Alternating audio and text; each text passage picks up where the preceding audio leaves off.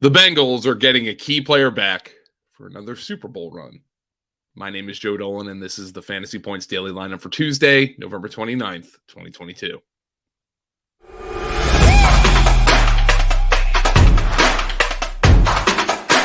It's time for the FantasyPoints.com Daily Lineup.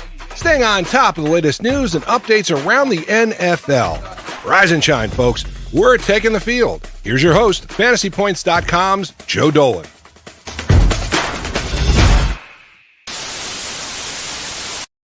I hope everybody had a nice Thanksgiving holiday. It was nice to take a couple of days off and sleep in a little bit, but back to the grind, as they say.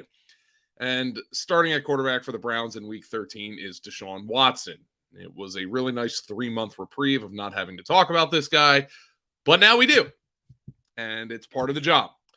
The NFL officially reinstated Watson on November 28th after he served his 11-game suspension for violating the league's personal conduct policy.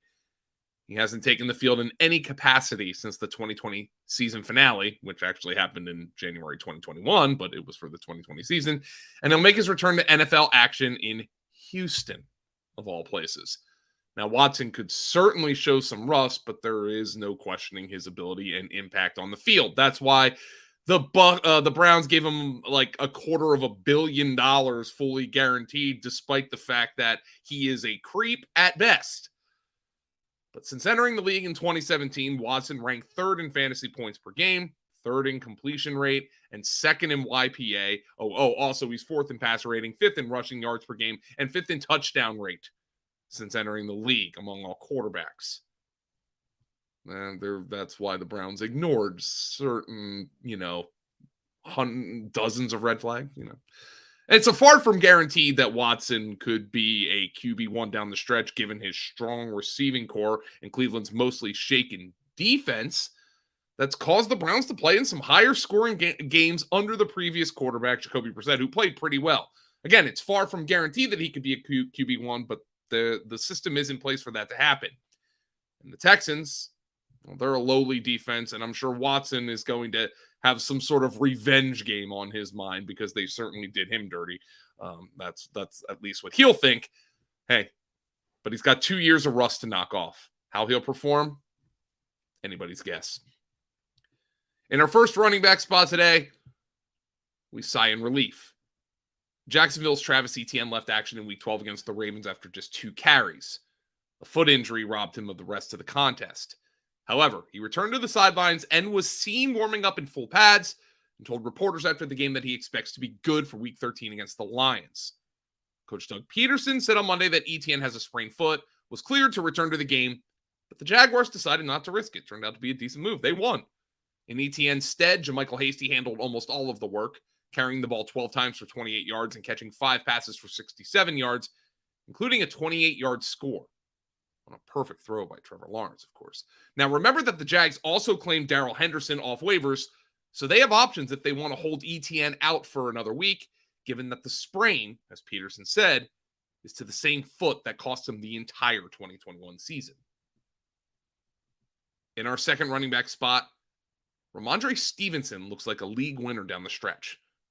The Patriots' Damian Harris first picked up an injury in Week 5, and he's now slated to miss additional time with a thigh injury he suffered on Thanksgiving Day.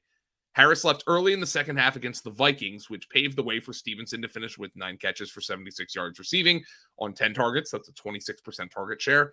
And 7 carries for 36 yards rushing on an 82% snap share. Bell cow stuff. Stevenson has 3+ catches in 8 of his last 9 games and 16+ touches in every game in that span. And he's totaled double-digit fantasy points as a receiver in 5 straight contests. Take away the rushing. As a receiver, double-digit in 5 straight contests. Now, Stevenson could be a league-winning option regardless of Harris's status down the stretch, but his ceiling is raised even higher when Harris is out of the mix. Harris is already ruled out for Thursday's game against the Bills, and given he's being called week to week, it's possible he misses even more time. In our first wide receiver spot, we have someone coming back to aid your playoff push. Definitely this time. Not the time I talked about him last week. The Bengals' Jamar Chase was a game-time decision in Week 12, but the Bengals chose to hold him out of their win over the Titans. marking his 4th consecutive game missed with his hip injury. But Chase almost made it back for the contest, and it looks like he's going to be ready to return for Cincinnati's massive tilt with the Chiefs in Week 13's rematch of the AFC Championship game. That at least is the plan per NFL Network's Ian Rappaport. We'll monitor his status throughout the week, but this is obviously a huge addition for the Bengals as they bid for the AFC North Championship. He will immediately be a must-start for almost all lineups. Now, since Chase went down, the Bengals have hit a bit of a stride, and this is someone who put up over 30 fantasy points in his last 2 games while playing through the injury. He's a monster. At wide receiver 2, Darnell Mooney is out for the season. Mooney's year is expected to come to a disappointing end, with him reportedly suffering a season-ending ankle injury in Week 12's loss to the Jets. Now, he showed some promise, but ultimately never really got going due to the run-heavy nature of the Bears' offense, and the lack of options around him to draw coverage looks away from him. Now, he only had 1 top 20 weekly fantasy finish for the season and scored just 2 touchdowns. And I guess he'll be looking to draft him as a wide receiver 3 option in fantasy drafts next year. And hopefully the Bears elect to surround him with pass catchers that can move the chains efficiently and open up space downfield for him to work. That's where he excels. And they certainly need to help out Justin Fields in that department, maybe in a much similar way to what the Eagles did with Jalen Hurts this offseason. Now, in all, Darnell Mooney is a good lesson that just because a guy is perceived as the team's best pass catcher doesn't mean he's worth drafting in the top 60 fantasy picks.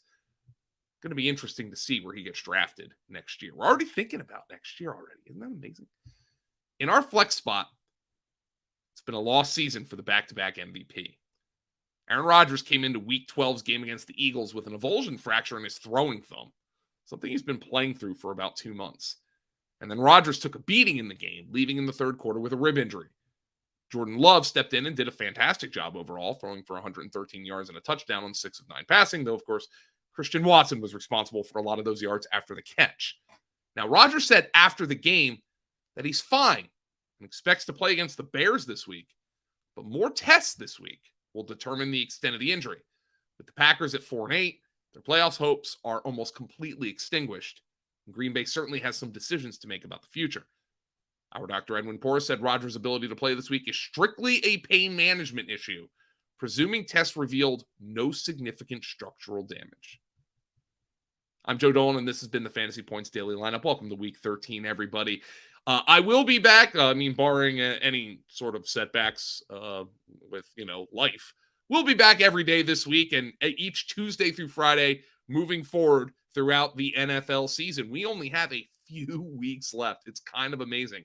If you want to catch me at fantasypoints.com, go there, use code lineup22. See you in the staff Discord, our subscriber Discord, where I've been answering thousands of questions this year and chatting back and forth with a lot of our subscribers. Thank you, everybody. Talk to you tomorrow morning.